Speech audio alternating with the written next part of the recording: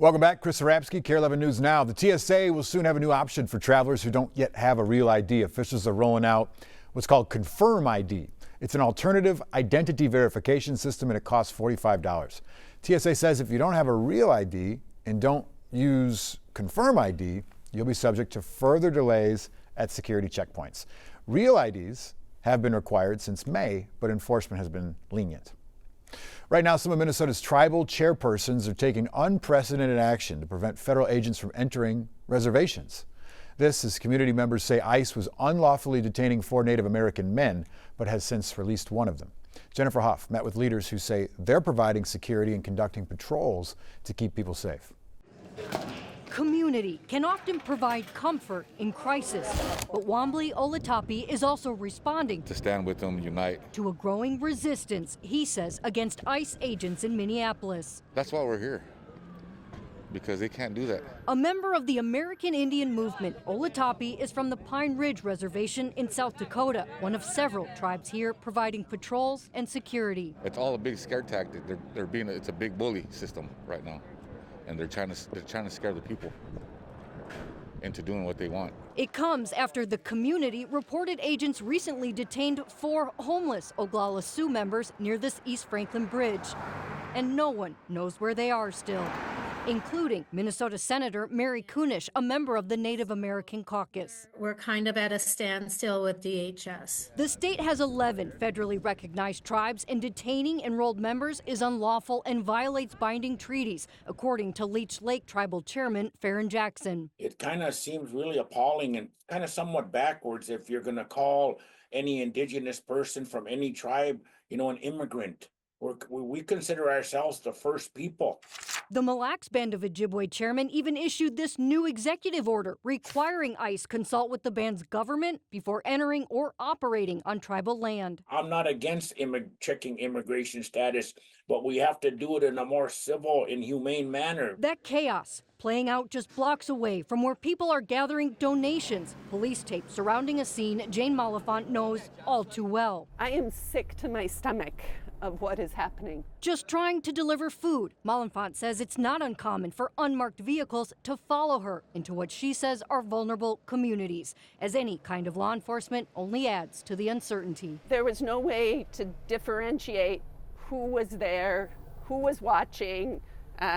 Nothing was clear at all. Left to rely on one another, hoping history doesn't repeat itself. We don't belong anywhere else but here. Jennifer Hoff reporting there. We sent multiple emails to the Department of Homeland Security asking about the men who are reportedly detained. DHS did not respond yet again to our requests. But in a statement to the Washington Post, they say it has no record of the tribal members. Senator Kunesh reminding Indigenous people to wear their tribal ID at all times and carry their enrollment papers. As this story develops, you can find our coverage on air, online, streaming right here on KARE 11 Plus. Couldn't we all use a little levity right now? This story provides just that.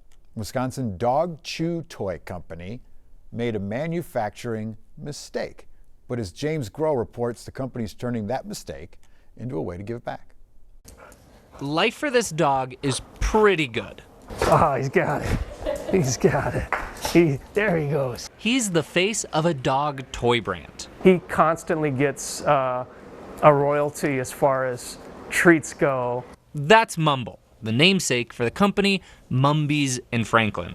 They make all-natural dog chews and treats. 10% of proceeds go to local rescues and shelters. These rescues and shelters are severely under-resourced.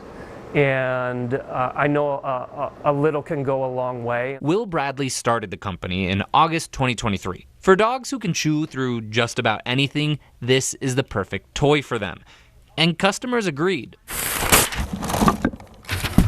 And we just crossed about $1 million in sales over 28 months. Business was good. Orders were coming in. But then they got a shipment that wasn't what they were expecting. We had placed one of our biggest orders. Chews were compromised. The quality was compromised. The toys had cracks like this. Still safe and usable, but not appropriate to sell. If we were going to sell this at retail value, it'd be probably a little bit over $25,000, maybe a little bit more. I don't like saying that, it's a lot. So Bradley did the next best thing. He's donating all these boxes full of chew toys. On Saturday, Bradley is hosting a private giveaway at his warehouse. He's invited about 50 organizations to come by and pick up a box full of chews. For places like Roxy's Resource in Milwaukee, these donations are invaluable. If we don't get donations from the community, this is gone. We can't help the pet families in the community that desperately, I mean desperately, need us right now. Roxy's gives away free pet food and toys. We go through it so fast. Some of Mumby's toys will also be available to the public. You can email bradley@mumbys.com to participate. Cool story. Great option. Stick with us. We got more news and weather coming up after the break.